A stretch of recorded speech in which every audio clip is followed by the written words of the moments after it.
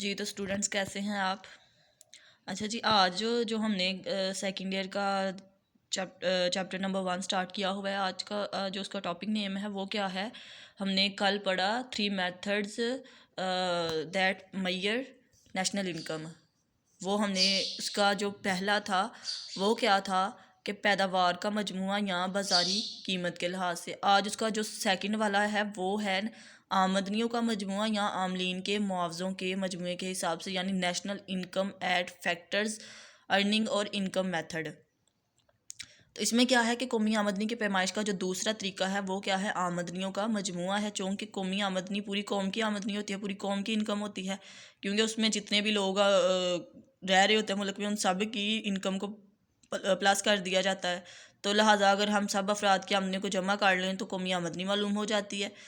तो बालफाज दीगर कौमी आमदनी को 4 आमलीन पैदाइश यानी कि ज़मीन, सरमाया, मेहनत और तंजीम मिलकर पैदा करते हैं। इन चारों आमलीन का मुआवजा बिल तरतीब लगान, उजरत, सूद और मुनाफे की शक्ल में अदा किया जाता है। अब देखें, इनका मुआवजा भी दिया जाता है। अगर ज़मीन आपके पास है तो ज़मीन का रेंट भी तो आपने देना है ना। सब लोगों की खुद की तो नहीं ना होती। दुकानें जो हैं वो किराए पे ली होती हैं, फैक्ट्रीज़ किराए पे ली होती हैं, ये सारी तो उसका किराया देना पड़ता है। फिर उसके बाद अगर लोग मेहनत करते हैं तो उनको उनके बदले में उनकी उजरत, उनकी मजदूरी भी तो दी जाती है ना। अगर कोई इंसान अपना सरमाया लगाता है तो सरमाया लगा के उसको प्रॉफिट भी तो मिलता है ना। फिर जो सूद है, यानी कि जो लोग बैंक में अपना पैसा जमा करवा लेते हैं उनको इंटरेस्ट रेट उसके ऊपर दिया जाता है, तो ये सूद है। और अगर तंजीम है, कोई तंजीम काम कर रही है तो वो मुनाफा भी तो कमाती है ना अपना, तो मुनाफे की शक्ल में, यानी कि कोई पैसे इन्वेस्ट कर रहा है कोई भी, तो उसको मुनाफे की शक्ल में उसको भी तो अदा करने पड़ते हैं ना। तो लिहाजा अगर इन चारों आमलीन के मुआवजों को जमा कर लिया जाए तो कुल कौमी आमदनी मालूम हो जाती है। अब हम इनका मुख्तसर जायज़ा लेते हैं। लगान क्या है, मैंने अभी आपको बता दिया है कि रेंट है। किसी भी जगह पे आप रह रहे हैं, काम कर रहे हैं, तो उसका जो रेंट।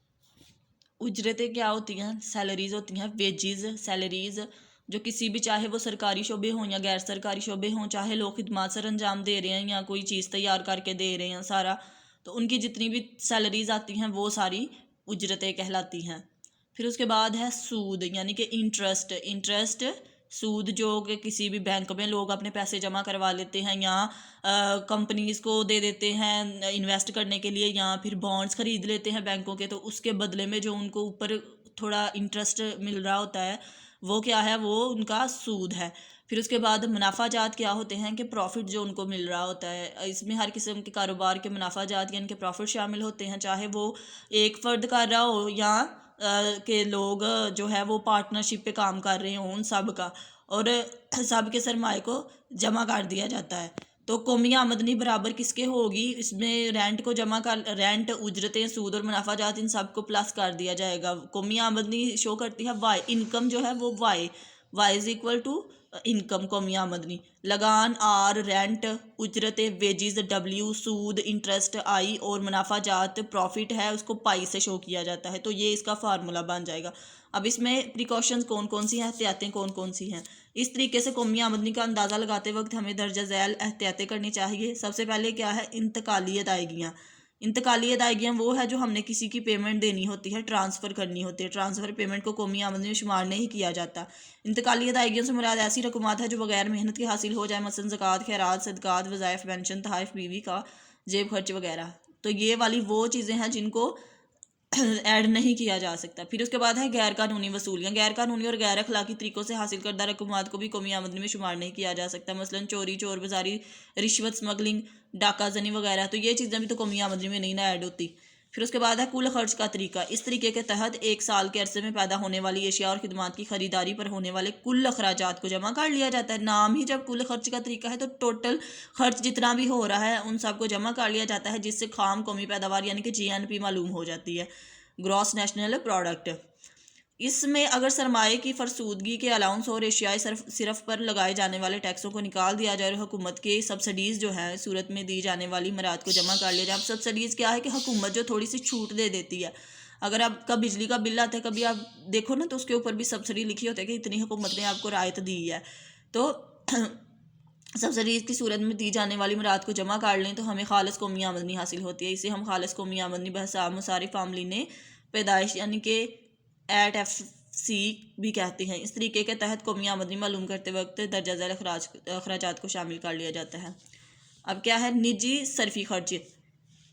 तो आम अफराद अपनी रोज़मर्रा ज़रूरियात के लिए जो कुछ चीज़ें ख़रीदते हैं और ख़र्च करते हैं, मसलन खाने पीने वगैरह के लिए, तो इसे जमा कर लिया जाता है। फिर उसके बाद है सरकारी सरफी खर्च। हुकूमत अशिया और खिदमात की ख़रीदो फरोख्त पर जो कुछ खर्च करती है, मुल्क की दफा के ऊपर या सड़कें बनाने के ऊपर या मुल्क के अमन अमान पर, इसे या जितने भी रसलो रसाइल हुकूमत ने जो है लोगों की आसानी के लिए बनाए हुए हैं, वो उन सब के ऊपर जो भी पैसे खर्च किए जाते हैं इसे भी जमा कर लिया जाता है, यानी कि वो ये है पब्लिक कंजप्शन। फिर उसके बाद है निजी सरमायाकारी। निजी कहते हैं प्राइवेट को। जब हमारे इस मेथड का नाम है टोटल एक्सपेंडिचर यानी कि कुल खर्च, तो इसमें जितने भी एक्सपेंडिचर्स हो रहे हैं उन सब को ऐड कर लिया जाता है। तो निजी सरमायाकारी क्या है कि आम अफराद जो सरमायाकारी करते हैं, मसलन नए कारखाने तामीर करना, नए मकानात बनाना और ये सारी कारोबार शुरू करना, तो इनको भी जमा कर लिया जाता है। सरकारी सरमायाकारी, तो जो सरकार है, जो गवर्नमेंट है, वो जो इन पैसे लगा रही है उसको भी इसमें ऐड कर लिया जाता है। हुकूमत भी मुख्तलिफ सरमायाकारी के प्रोग्रामों पर खर्च करती है, मुख्तलिफ मनसूबे बनाए जाते हैं, सरकारी शोबे में कारखाने तामीर किए जाते हैं, नहरें, सड़कें और रेलवे बनाई जाती हैं, नेज़ मशीनों और खाम माल की सूरत में भी सरमायाकारी की जाती है।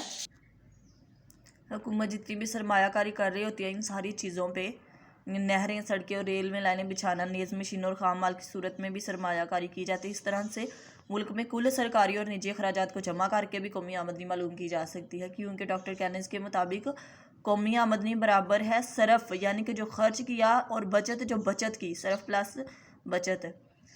और दूसरा है कि कौमी आमदनी किसके बराबर है, सरफ प्लस सरमायाकारी। बचत करेंगे तो उस बचत की सरमायाकारी होगी ना, तो बात वही है। पहला क्या है, y इज इक्वल टू सी यानी कंजप्शन प्लस सेविंग S, और फिर y इज इक्वल टू सी यानी कंजम्पशन प्लस I इन्वेस्टमेंट। तो यहाँ पर सिर्फ प्लस सरमायाकारी कुल खर्च को जाहिर करता है, लिहाजा कौमी आमदनी बराबर है कुल खर्च के। तो ये दो मेथड्स थे, जो तीन मेथड्स थे, जो एक हमने पहली वीडियो में पढ़ लिया और दो आज हमने कर लिया। उम्मीद है कि आपको समझ आई होगी। अगर वीडियो की समझ आई है, लेक्चर की समझ आई है, तो मेरी वीडियो को लाइक करें, मेरे चैनल को सब्सक्राइब करें और बेल आइकॉन को प्रेस कर दें ताकि आपको मेरी वीडियो की जो नोटिफिकेशन है वो मिलती रहे। तो तब तक के लिए अल्लाह हाफिज़।